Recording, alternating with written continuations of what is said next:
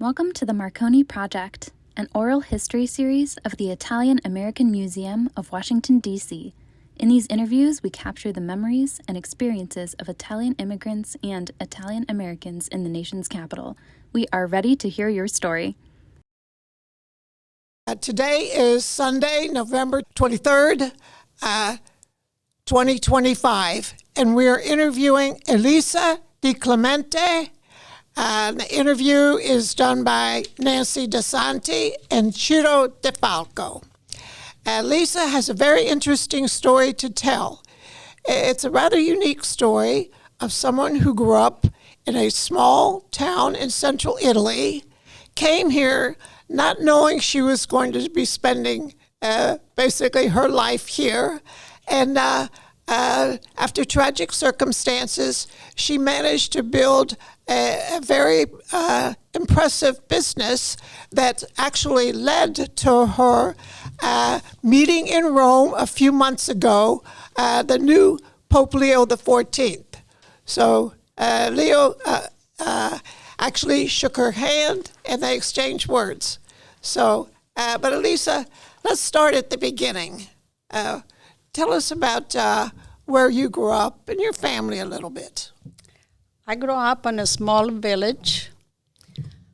The name was Civitaquana, provincia di Pescara. When I was growing up, it was about a 2,000 population. Now it's not even 800 left.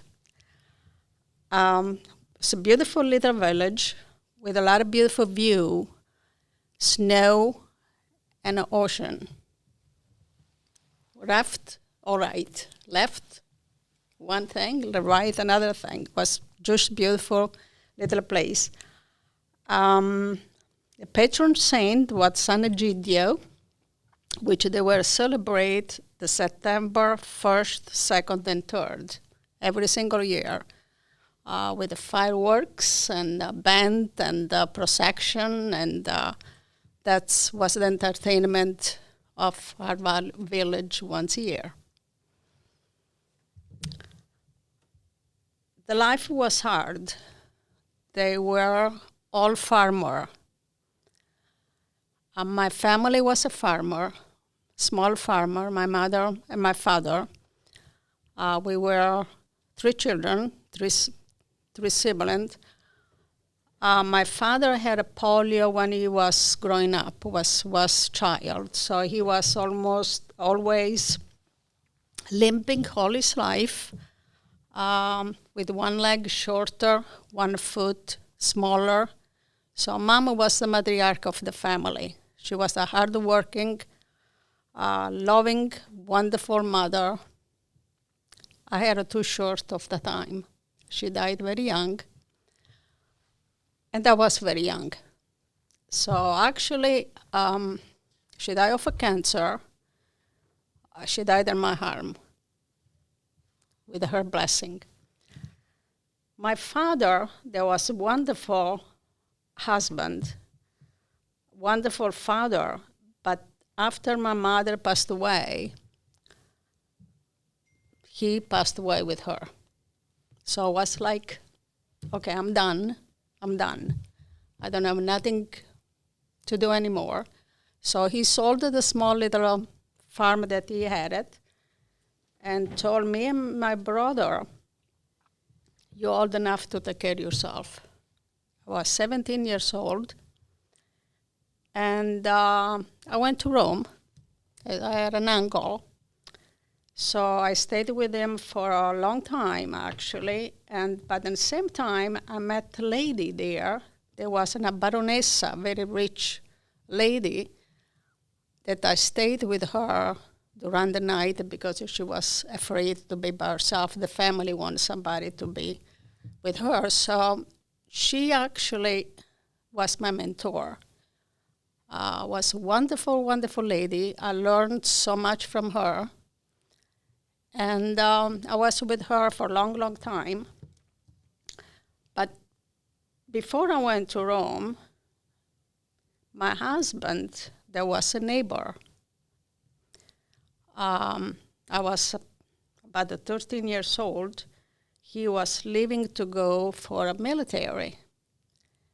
I didn't know of him because he was 6 years older than I was. Then was a lot of years of difference. So when he left for a military, he came in my house. I was 13, like I said. He kissed me and ran away. So that's Your future husband. that was my future husband, which was a dilemma for me then because we didn't have much of sex education or anything. And so he was the one. So we wrote letter, mail back and forth when he was in the military. Then he made a career. And he was coming back in the village just for a vacation once a year. And we were to see each other once a year. He was all over the place in Italy.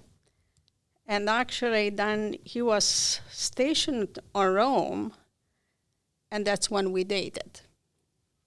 But of course, we dated for many years, 9 years, actually. And then he was supposed to come here in America.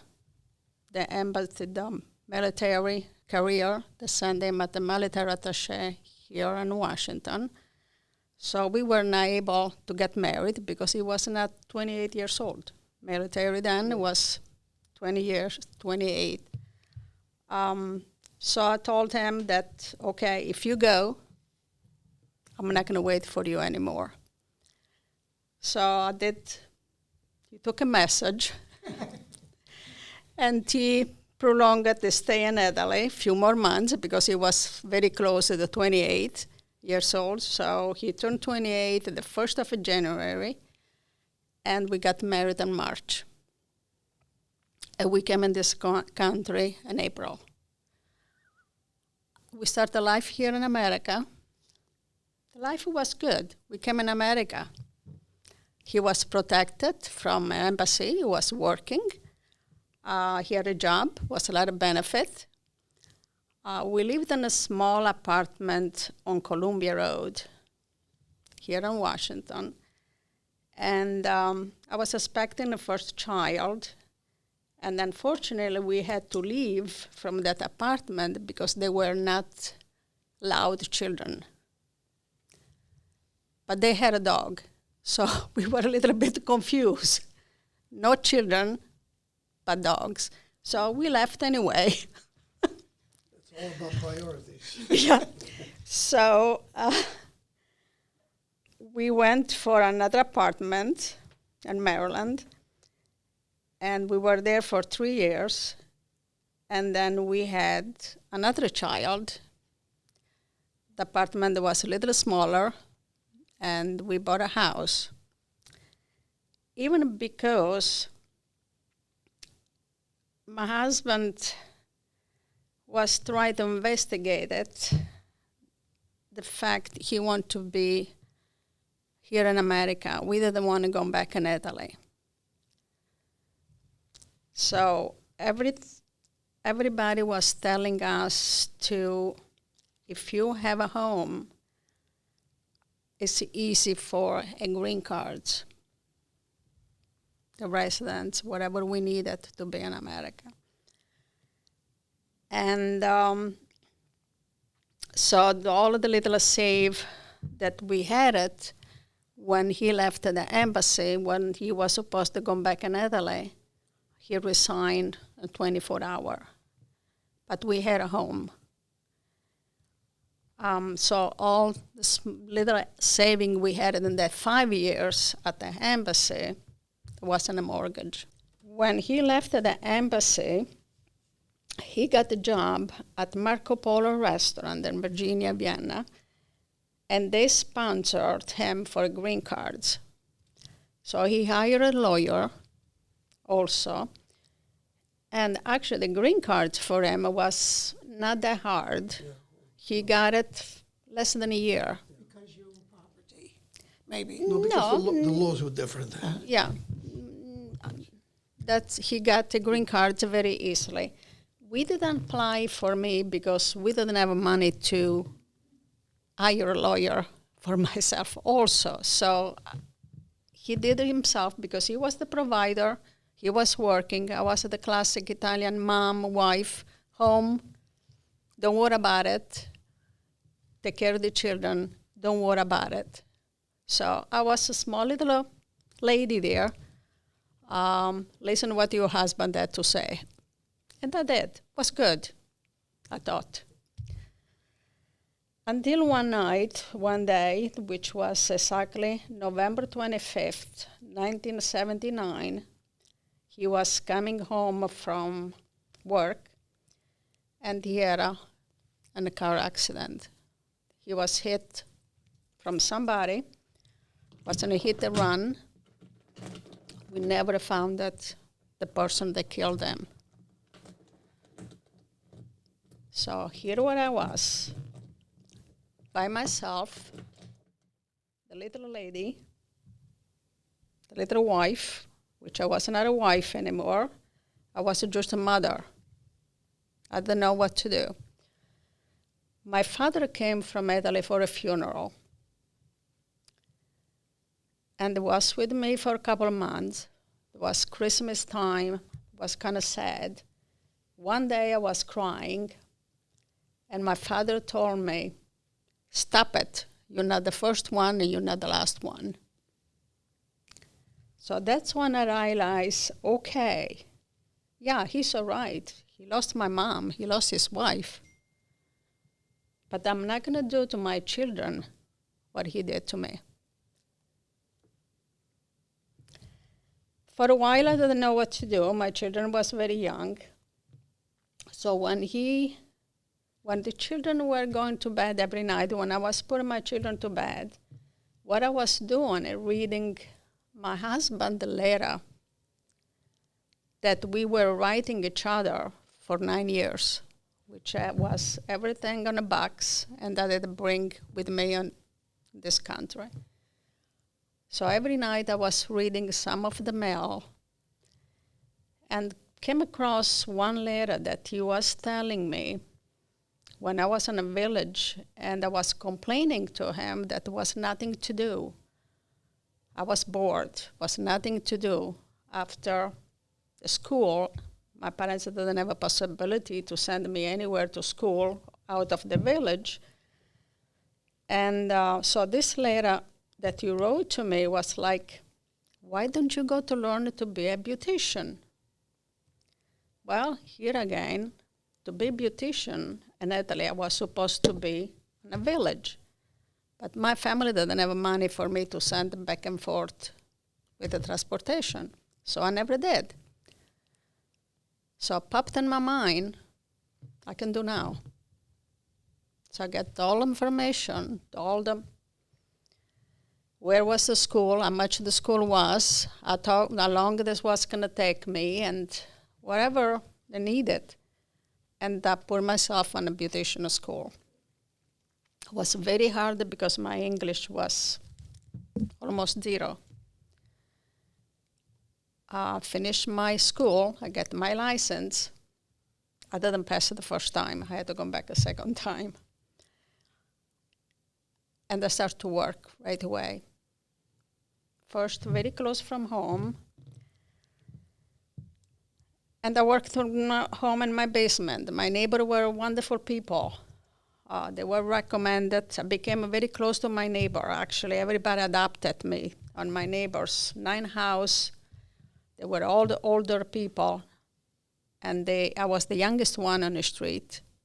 And I was adopted from everybody. Now I'm the oldest one on the street. So I worked.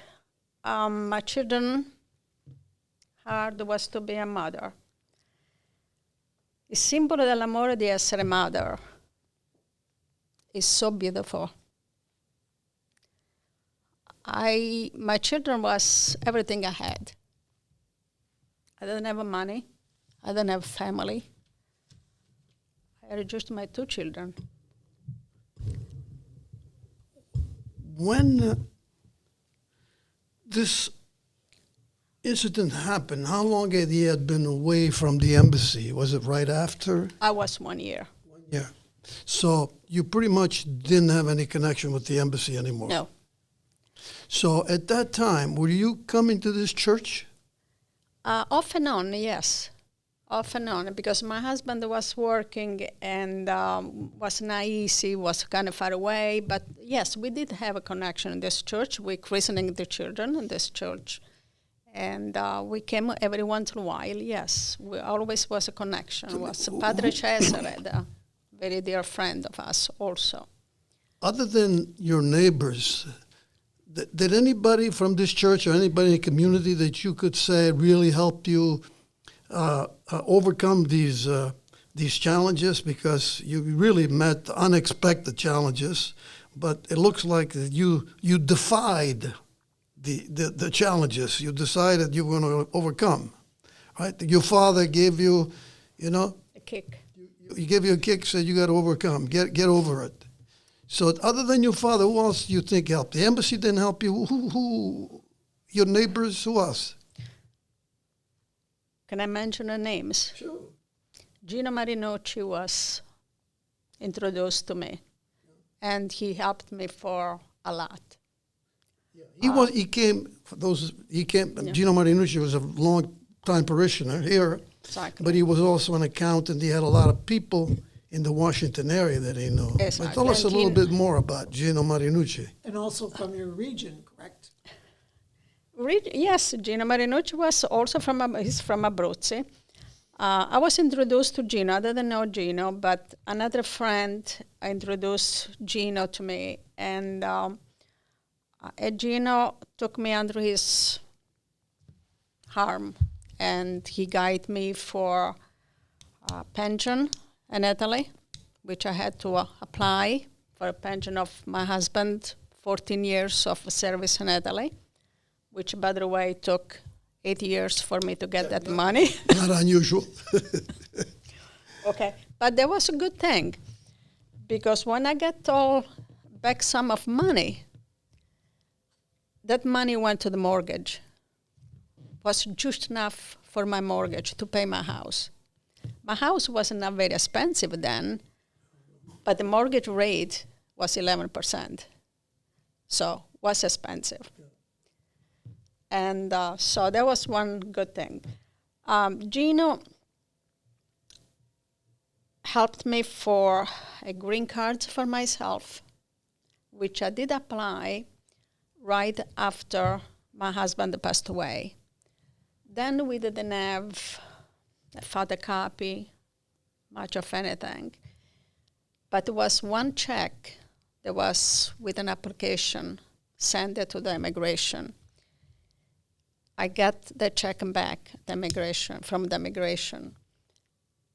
And then I never hear anything about that. Well, my husband died right after that. So we didn't know what to do with my immigration paper. So we went to Baltimore to check it out. Nothing was there. All the paperwork, my folder was not there anymore. For some reason, we don't know why. But I had the check. So that check saved me to go through reapplication, to go through for my residency. That was your proof. There was a proof that I did apply, and I don't know what happened to the paper there. So a year later, I got my green cards also. That's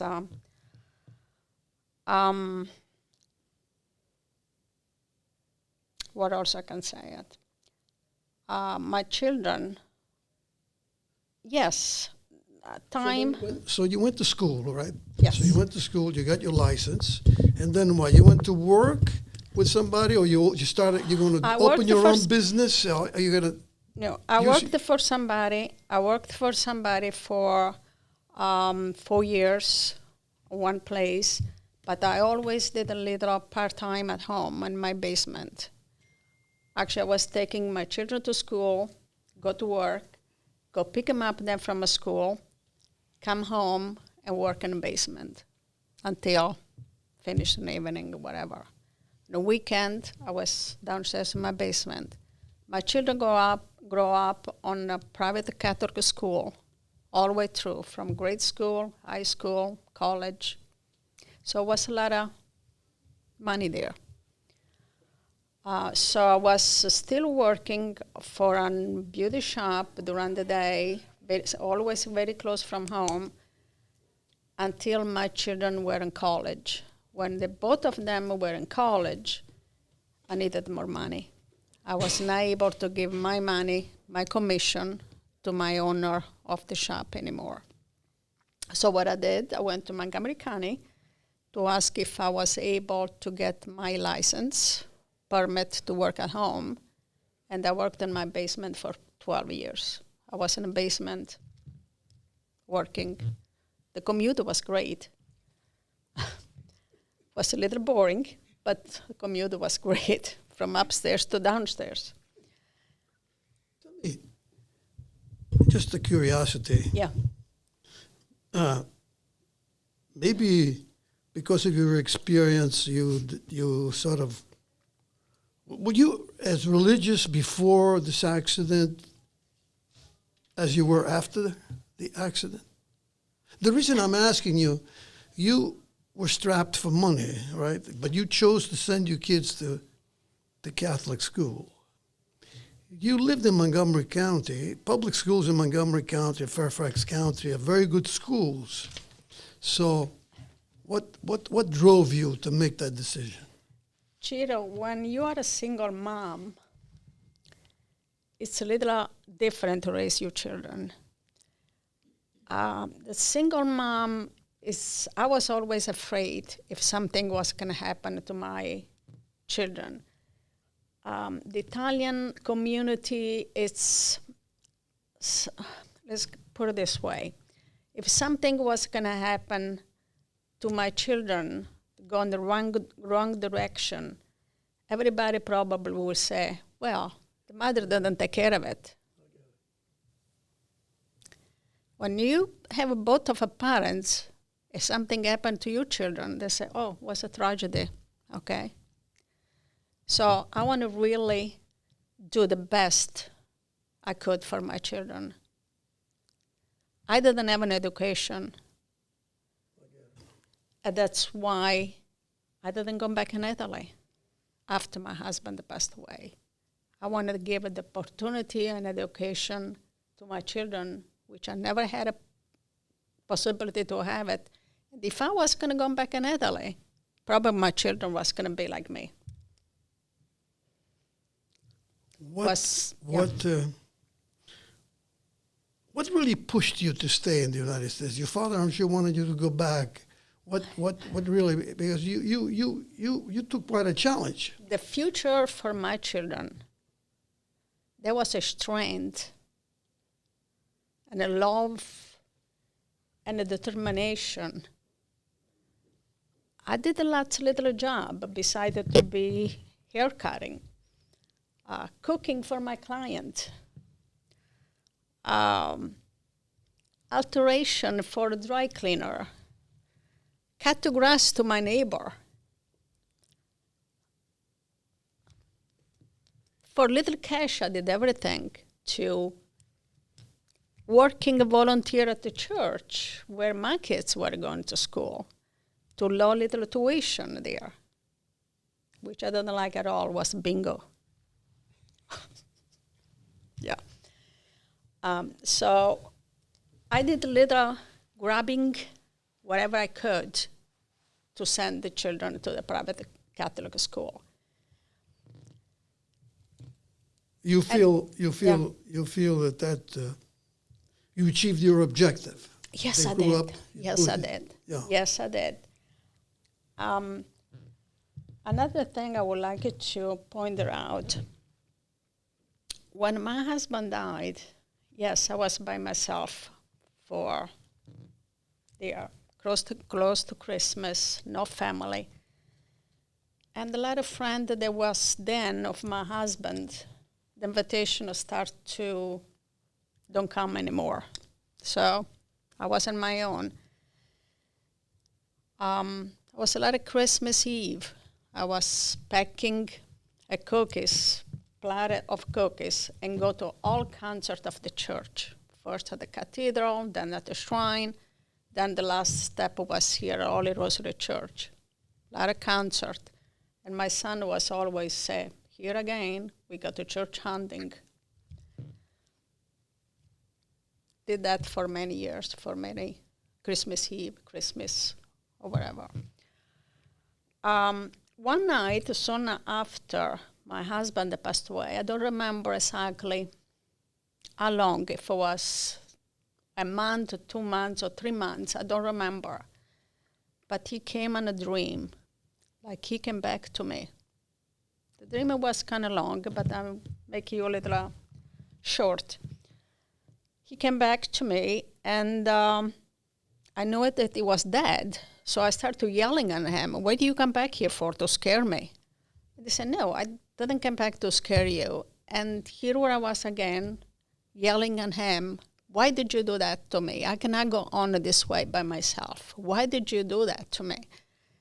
And he took in my hands and said, "You are there. You are there." So for many years after this dream, I always thought, I said, okay, I'm there. I'm there. Sei arrivata. That's the words, was in Italian. Sei arrivata. Okay, a lot of times I was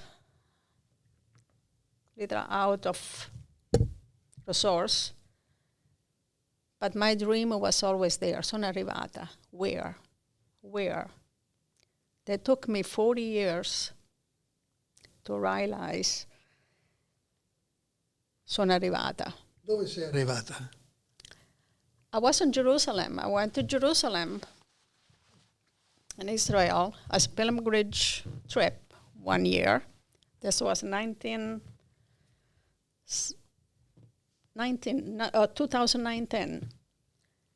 And I was in the Jordan River, and this beautiful boat, beautiful day. I was by myself. The trip was by myself with a group of, didn't know anybody. It was so peaceful, was so beautiful.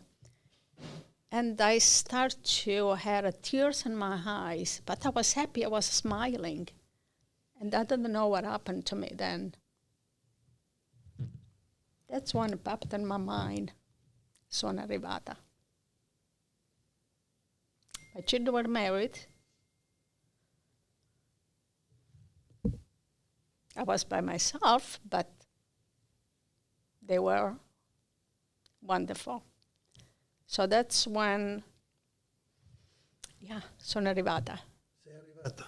Sono arrivata. Avuto il That's the successo. dream. It took me 40 years. That's a beautiful story. Yes. So after the years of working from home, you established your own business.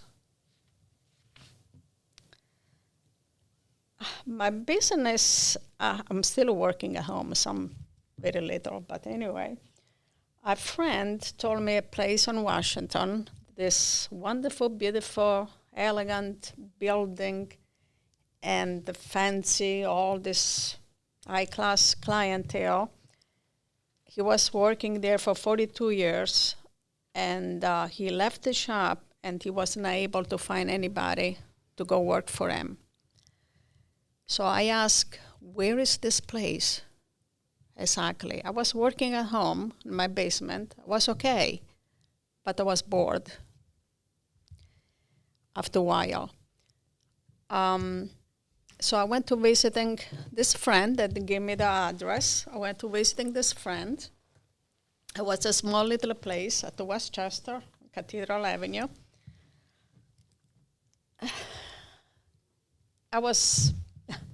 The place was very kind of not too pleasant the way I would like to work. It was a man which he worked for non ask, don't tell policy for 42 years. He never did anything to this room.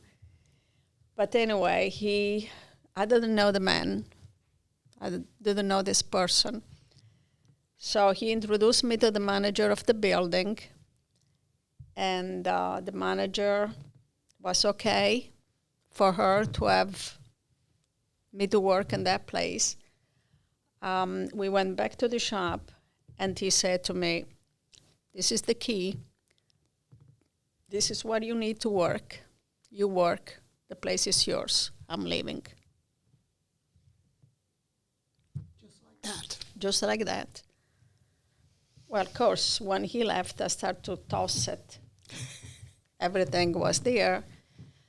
My first customer was huge, tall, humongous man. And I was so scared because I'm a hairdresser. I worked with a lady. I did a lot of men also haircuts, but I never touched the clipper. So the clipper for me was like a weapon. This tall, huge man, I didn't know what to do, but I managed. And 22 years later, I'm still there. I had a few people worked for me, and I have another person work for me right now. I have a wonderful, wonderful clientele. Some important names, I think. Yes. I do have Bruce Babbitt, which you know who are. Sure. Yeah. Former governor of Arizona. Arizona. He walks at the door, and he asked me, "Elisa, could you help me to resolve this dilemma?" I said, "I thought you came for a haircut. We made an appointment for a haircut." No, I needed the dilemma to be resolved also. So, and that's my beauty of my job. So you're a therapist too. Luigi Ionaudi, that is like, oh my God, what a wonderful inspiration. The grandson of the first post-war president of Italy. Correct. Dario Zucchi, that he calls me the original. And so many others. Where you go, once a month In to Italy? cut hair? Oh, well, the Nuncio tour, the Nuncio, also it's another wonderful, wonderful person that it's like a family. What did you learn that you would tell your granddaughters? How to face challenges? What drove you? I mean, was it your determination to succeed, or you felt a responsibility? What drove you? There's got something inside you that had to drive you. The faith, the love for a family, the honesty, and keeping going, one foot after another. Just go straight, and thank God I never took anything for granted. So everything's happened to me was always so wonderful. Were you very religious before this happened, or did you sort of become more religious afterwards? I have my sin also. But the religion is, yes, always on my mind. I don't come here just pray here at the church. I pray when I see a flower on the street. I know that somebody died there. I pray when I pass by in a cemetery, on a hospital, on a funeral home. Yes, probably it's my religion. How much of this information have you talked to your grandchildren about? My grandchildren is still young, I think, besides Annalisa. Annalisa, we have a lot of conversation. We do have a lot of conversation with Annalisa, that she's the oldest one. The other is still a little young, I think, to understand. But they are... Your son wrote that paper about ideals, which Yeah. I just glanced at it before the interview. So you seem to have instilled some of that. You have to have some ideals, some objectives, other than just what you do every day. You have to believe in something bigger than you. Otherwise, it's hard to face life every day. Sono arrivata. Sei arrivato. Ma sei arrivato dopo un po' di tempo. Yeah, sono arrivata. I wish to every mother on this world to have a family like mine. Elisa, Yes, dear. didn't you take your children, grandchildren to Italy recently? And I think you went back to your town. And what do you think your grandchildren or child learned from that trip? You mentioned the warm hospitality of the people, such as the woman at the restaurant. Can you tell us a little bit about that trip? I went in Italy one few years ago with Annalisa first, just us. She was kind of young, but she had a good time. She loved the embrace, the culture, the family, food, the chicken. It was beautiful. She really embraced everything. Actually, she went back this last summer for a school program, and she want to go back to live there with Nonna. So that's how much she embraced in Italy, Annalisa. Then I went back another time with Christina. She also was very young, and we enjoyed each other there. She loved everything. She was the light for relatives. Everybody was so generous to her. She was the center of attention. That was great. And last year I went back with my two boys, the two cousins, Anthony and Luca, 17 and 18 years old, with Nonna. We took a tour. First we were in Rome. We met the Pope. Yes, I did shake hands to the Pope. It's very emotional. What did you say to him? What did he say to you? I thanked him for beautiful words. We were speak Italian. The beautiful words that he always say about the peace. And I said, thank you. Then I told him that I'm Italian, but I live in Washington. And he gave me the big, huge smile and said to me, God bless you, God bless you, God bless you 3 times. And how I felt, sono arrivata. See? But on the same trip, you went to your hometown. And right? then we took a tour, first all L'Aquila, provincia dell'Aquila, Mandon, Gran Sasso, Maiella.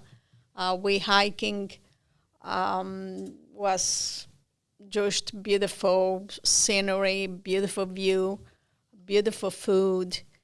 That's what we did for 5 days with my boys. And then we went back home in a village for 3-4 more days. And I was, again, the center of attention of this 2 huge, beautiful young guy with a nonna, small little lady there. What are you doing here? It's next to them. So everybody was kind of little shocked. The lady at the restaurant? The lady at the restaurant was, yes, one time I was with my brother, and we ate pickled, persimmon pickles. And I didn't know what it was. And I do have a persimmon tree in my house. And so I want to make the same pickle. So I asked for a recipe. And she wrote me down the recipe. And also on the back of the page of the recipe, she wrote me her phone number, her name and phone number. If you get lost, if you don't know what to do, if you get confused, give me a call. Actually, I did 2 times because I didn't make the persimmon pickled. I didn't taste it. I don't know how it is because she told me that I need to wait for a couple of months. That's the kindness. That's what I miss in Italy. That's what I miss from Italy. The kindness, the friendship, the warm hospitality, the free of speech. Also, we have there still in the village the few people, friends that I ever left. You have more questions? Yes. You mentioned your family in relation to the Holy Rosary Church. Can we finish by talking about the role of your family in the church right now? We see your family every Sunday playing big roles. Big roles. At the Mass, the 10:30 Mass. My daughter lives very close from me, and doesn't live too far away from a church. Well, it's about a half an hour, 40 minutes driving for them. And she has a lot of connection in this church, actually, because she met her husband here. Well, they met here at the church. They met each other here. Actually, I met Vincent before my daughter did. So I met her husband, and they're... So you recommended him? I think are married. And the church we don't have a family. We don't have any other relatives than us. I grew up with my children. My children grow up with me. So this is the only place which we can come Sunday and find family. This is a family. A church, yes. A mass on Italian is very important to me. But the family oriented, we talk. We exchange recipe. We exchange pain. We exchange problems. It's like the dessert on the end of the week for me. You know, honestly, I don't know of another family that has members that are catechism teacher, usher, altar server. They got all the bases covered. And I sit them back and I smell the roses. I don't do anything. I have one final question, Sure. the difficult question. Oh, Quando hai pensato sei arrivata, yeah. dove sei arrivata? Hai trovato pace? Dove sei arrivata? Che cosa hai sentito dentro di te? Pace. Pace. I did what I was supposed to do as mother, father. I had to take their role also. Woman, successful, working person. Trovato pace. What else did I wanted? So you felt a sense of Serenity. serenity, achievement, serenity. After a long struggle, you found peace. Yes. I imagine there are a lot of people who did not go through what you went through, maybe never had that moment, a trovate pace. Because I never took anything for granted. Every single little thing happened to me, I was saying, thank God. Thank God. Well, Thank God. Tomorrow is another day. Despite all of the trouble you went through, at the end, you can feel satisfied and happy with what you achieve. And I think that you deserve to feel that way because Thank you. You really worked hard at it. Appreciate Thank that. you. That's good words. Thank And you. by the way, that's not true that you don't do anything. I saw you bringing in an armload of goodies and sweets for the Sodality Bake Sale today. You got to give it to receive. That's my philosophy also. Work hard. It's rewarding. Very good. Yeah, you got to Thank you give very it. much. You got to give it to receive. Well, it's a fascinating story. There's a lot to learn from this story. Yeah. And those who listen can learn how to overcome difficulties and at the end, arrivare alla pace. Yes. Thank you very much. Thank you very much.